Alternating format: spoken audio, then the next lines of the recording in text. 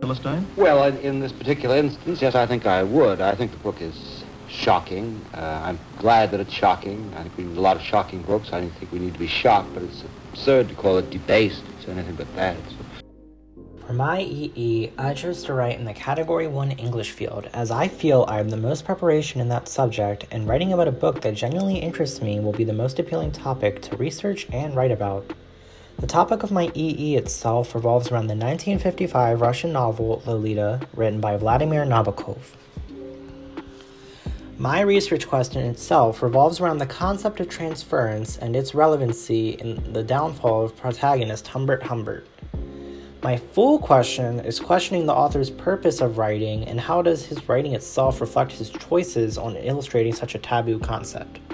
That being said, the question is, how does Nabokov illustrate the topic of transference through Humbert's actions in Lolita?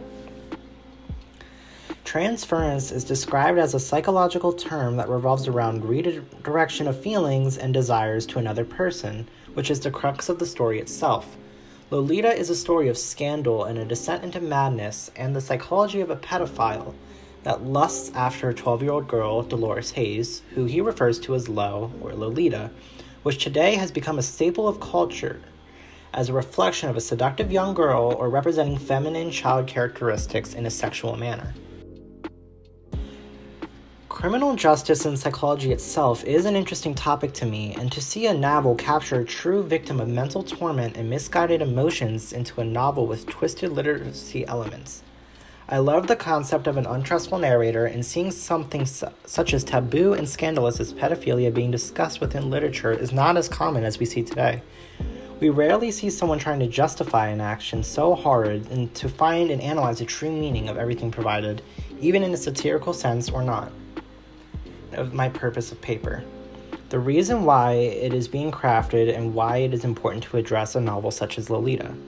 Lolita has become an ovation as it is addressed as a twisted horror story, not to be fetishized nor glorified, and to shed light onto an unreliable narrator such as Humbert.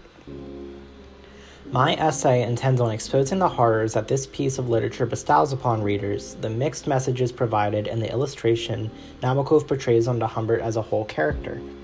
My goal is to find reasoning in this writing, to find its impact it has on society as a whole, and delving into questions of seeing this as normalization or fetishization, or simple realizations on toxicities that sexual relations can form with an established power dynamic, and fictitious tellings of those encounters can give the public an idea on how society forms around pedophilia, with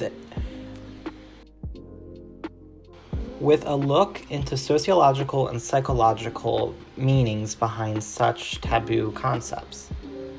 Since I'm writing in English EE, I am not going through the normal way of conducting research, as this paper is formatted around my personal interpretations.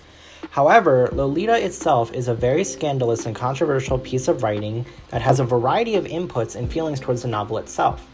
The primary building blocks in my essay have been over-reliant on other people's feelings and interpretations and their take on Nabokov's distinction of hero and villain and good and evil.